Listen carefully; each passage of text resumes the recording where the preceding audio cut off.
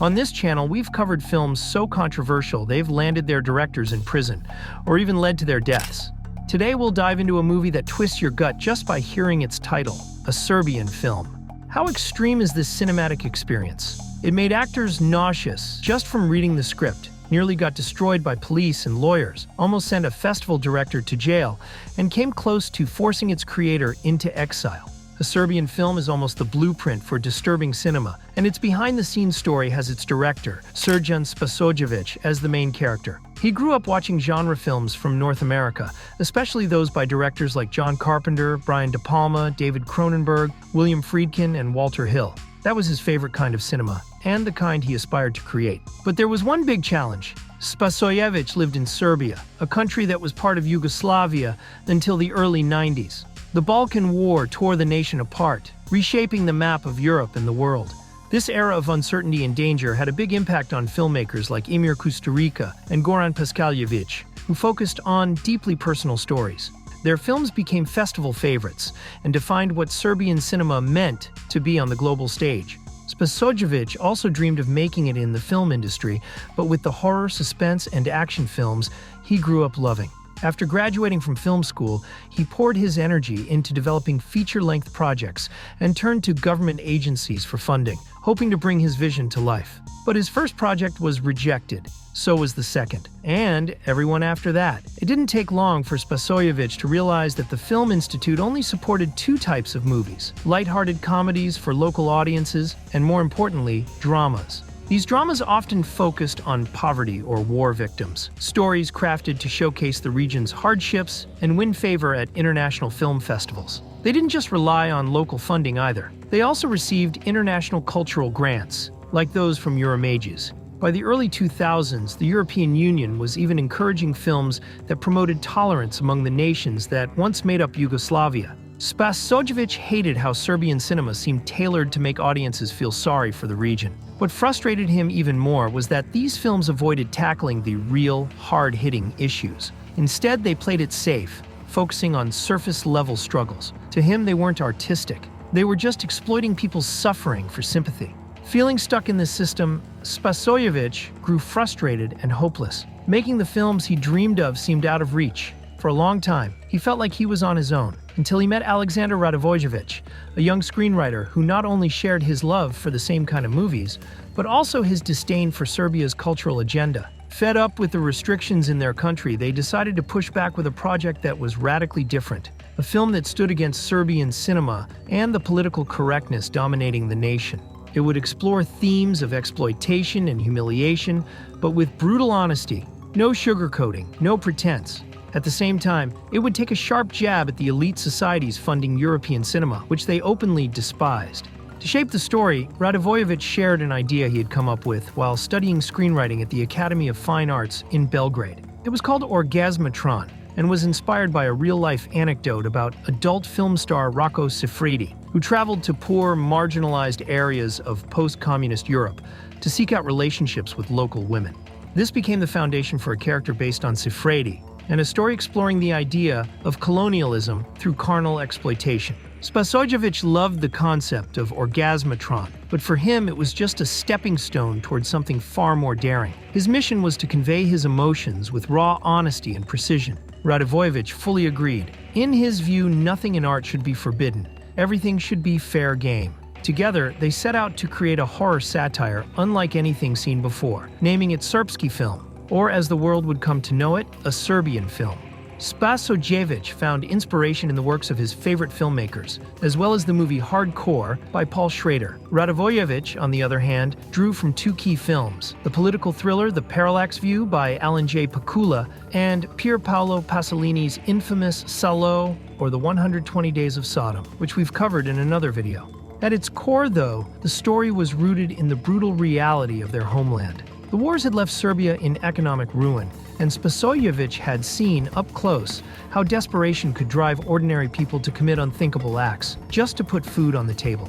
The script by Spasojević and Radivojević follows Milos, a retired adult film actor trying to lead a quiet life with his wife Maria and their young son Petar. But with money running out, Milos is desperate to secure his family's future.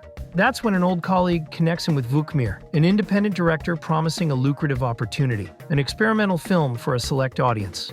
Milos agrees, thinking it's just another job like the ones he's done before. But the project quickly unravels into a nightmare of unspeakable horrors, pulling him into the orbit of powerful and dangerous forces. Now, Milos must fight to protect not just his life, but the lives of those he loves most. With the script in hand, Spasojević and Radivojević knew there was no way a state entity would back something this provocative. Determined to move forward, Spasojević took a bold step and founded his own production company, fittingly called Film. This gave him access to private funding, but in the end, most of the budget came straight from his own pocket, a testament to his commitment to the project. The budget they scraped together was modest, but Spasojević was set on delivering a film with outstanding quality. He wanted to break away from the typical Serbian dramas that leaned heavily on wide shots and a raw documentary-like style. Instead, he envisioned a highly stylized production with an amplified cinematic feel. To bring this vision to life, he secured a Red One camera, one of the first digital cinema cameras available at the time. In fact, a Serbian film became one of the first European movies shot in 4K digital format. On top of that, Spasojević managed to assemble a team of skilled professionals to handle every key aspect of the production. But he knew the cast would be the heart of the film. Spasojević wanted actors who could bring a sense of authenticity to every scene. The challenge? Convincing anyone to join such a daring project. For the role of Milos, he approached Srđan Todorović, a renowned actor best known for his work with Kusturica. Todorović, being a star, could have easily declined, but instead he found himself drawn to the script. Not only did he resonate with Spasojević's vision for Serbian cinema, but he also saw an opportunity to satirize it.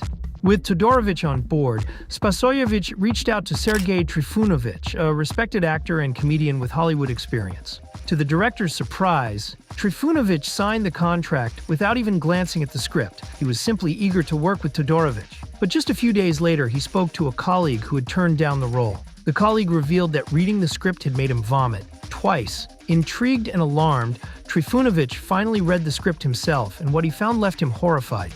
Overcome with regret and disgust, he was ready to walk away from the project. The next day, he turned to his mother for advice, and it was her reassurance that convinced him to stay. Spasojević had no trouble with the rest of the cast. They respected his honesty and were struck by his character. For someone creating such a dark and twisted film, Spasojević was surprisingly polite, approachable, and undeniably talented, a combination that earned him the trust of his team. With everything set, filming for a Serbian film began in 2009 in Belgrade. As his first feature, Spasojević felt the weight of nerves early on. But from day one, Radivojević stood by him with unwavering support, constantly reminding him that this was their bold response to Serbia's film industry. That determination became the driving force that helped Spasojević push through 61 demanding days of production. Spasojević's biggest challenge was confronting the film's brutal subject matter. While many scenes involved violence, some pushed the boundaries of abuse to levels almost impossible to stomach. He was committed to delivering these shocking moments with authenticity, but not at the expense of his cast and crew's well-being. To ensure they felt supported, he took the time to speak with each person individually, especially before tackling the most emotionally charged scenes. Spasojević gave special attention to his actors, knowing they faced intense physical and emotional demands. Todorović, in particular, struggled with the weight of his role, which required him to portray truly horrifying acts. Spasojević took the time to listen to his concerns and walk him through every difficult moment. This patience and understanding helped ease the actor's fears and allowed him to fully commit to the character. Spasojević also had to guide Trifunović, whose role as Vukmir pushed him to explore unsettling, uncharted parts of himself. Trifunović confessed to the director that it was the hardest role he had ever taken on, and he began to question why he had agreed to do it in the first place. Spasojević reassured him, explaining that Vukmir was just one part of the film's intricate puzzle, not its main focus. This reassurance gave Trifunović a new perspective, allowing him to face the role with renewed determination. Spasojević worked seamlessly with his seasoned actors, but he was especially cautious when it came to the children in the cast, some of whom were involved in the film's most unsettling scenes. Determined to shield them from anything potentially traumatic, he carefully filmed their parts separately from the graphic content, planning to blend everything seamlessly during editing. To ensure their comfort and safety, he also made sure their parents were present on set at all times. Spasojević knew exactly what he could push his cast to do, but some scenes were so disturbing they were beyond words. So disturbing, in fact, that we can't even discuss them here without risking getting banned ourselves.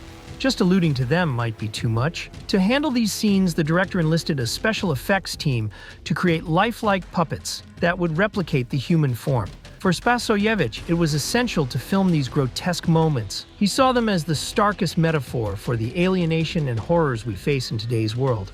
Thanks to Spasojević and his team's dedication, filming for a Serbian film wrapped up without any major problems. But when it came to post-production, things took a turn, and the real challenges were just beginning. Spasojević, always aiming for the highest quality, made a deal with the Arri Lab in Munich, Germany.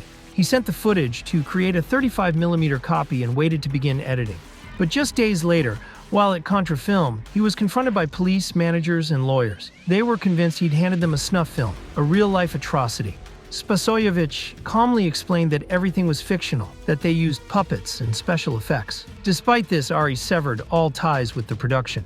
Spasojević then turned to the state-run lab in Budapest, Hungary, but they too rejected the film. With no other options left, the director devised a bold plan. He decided to work with several different labs across Europe. That way, if any of them objected and destroyed the footage, he'd have a backup. As if that wasn't enough, Spasojević received the news that a Serbian film had been accepted into South by Southwest in Austin, Texas, one of the most prestigious independent film festivals. The excitement quickly turned to stress as he realized the film still needed editing. He dove into endless, exhausting hours of editing, the pressure building with each passing day. But despite the mounting tension, Spasojević managed to submit the film just in time. After the screening, positive reviews started flooding in. The film even garnered a rave review in the Wall Street Journal, marking a surprising turn for such a controversial project. From there, a Serbian film started receiving invitations to more genre film festivals. The controversy surrounding its scenes only increased the audience's morbid curiosity, and screenings in Brussels and Montreal were packed. Spasojević reveled in the attention, but he was also preparing for the inevitable backlash. What happened next, however, was something he never saw coming. On August 26th, a Serbian film was set to screen at Fright Fest in London, but the screening was abruptly cancelled at the request of the Westminster City Council. All selected films had to be reviewed by the British Board of Film Classification, and after watching a copy, they demanded 49 cuts, adding up to 4 minutes and 11 seconds. The festival refused to show a censored version, and as a result, the film was pulled from the lineup. Things took a turn for the worse in Spain. Spasojević was elated when a Serbian film was selected for the prestigious Sitges Film Festival, one of the top genre festivals. Festival director Angel Sala was eager to show it, though he admitted at the press conference that he couldn't bring himself to watch it again due to its shocking content.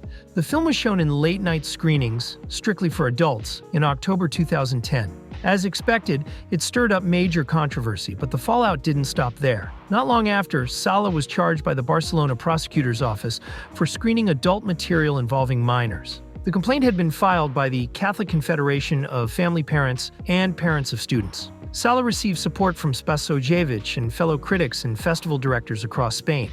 Yet, he still had to face legal consequences, and if found guilty, he could face up to a year in prison. Alarmed, Spasojević stepped in and provided the prosecutors with behind-the-scenes footage and documentation, proving that the disturbing scenes were made using puppets and special effects. This evidence led to the charges being dropped. In the end, Sala proudly told the press he stood by his decision to screen a Serbian film, emphasizing that it was never his intention to offend anyone, just to defend freedom of expression. The situation didn't improve at the 21st Fantasy and Horror Film Week in San Sebastian. A local judge banned both screenings. In response, the public voted for it to win the Special Audience Award, seeing the film, even without being shown, as a symbol of freedom of expression.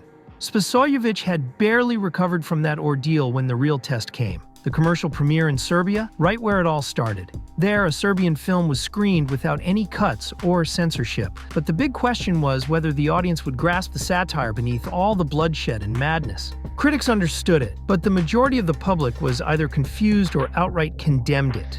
The fiercest backlash came from within Serbia's own artistic community. One of the harshest critics was Dragan Bjelogrlić, a respected Serbian actor and director. He dismissed the film as superficial and accused Spasojević of making it with money his father allegedly earned through shady dealings in the 90s. Spasojević also heard that some filmmakers and even authorities from the state and cultural funding bodies suggested he should be expelled from the country. But despite the fear this threat generated, Spasojević knew he had struck a nerve. The Serbian film had offended the cultural elite and hit the institutions that funded manipulative films. When the press came to interview him, Spasojević refused to soften his stance. He boldly stated that his film was a journal of the abuse endured by the Serbian people at the hands of their own government. He imagined the authorities would come after him with torches, just like they had done to his colleague Andrzej Zulawski, director of Possession, a film we've covered in another video. In the end, no one kicked him out of the country, but he became the black sheep of Serbian cinema. Spasojević smiled, fully aware that he had gotten away with it. Spasojević left Serbia with a bittersweet feeling, but a Serbian film found a much more welcoming audience abroad. The film quickly developed a cult following, even earning him a spot in the ABCs of death. Despite this international success, it was still a struggle for him to secure funding for his next feature. Undeterred, he teamed up once again with Radivojević to create Wear Out, a project they hoped would continue to shock both Serbia and the world. A Serbian film was made to shock, but it achieved much more. The controversy and scandals reignited the timeless debate about freedom of expression and political correctness. It still sparks both admiration and outrage, but above all, it has become a symbol for anyone, like Spasojević, who wants to challenge the system through satirical, raw, and disturbing cinema. In the end, a Serbian film didn't just shock, it changed the conversation. Possession is arguably one of the most disturbing, bizarre, and unsettling films ever made. A one-of-a-kind experience that left many viewers deeply unsettled. But behind the scenes, the reality was even more disturbing.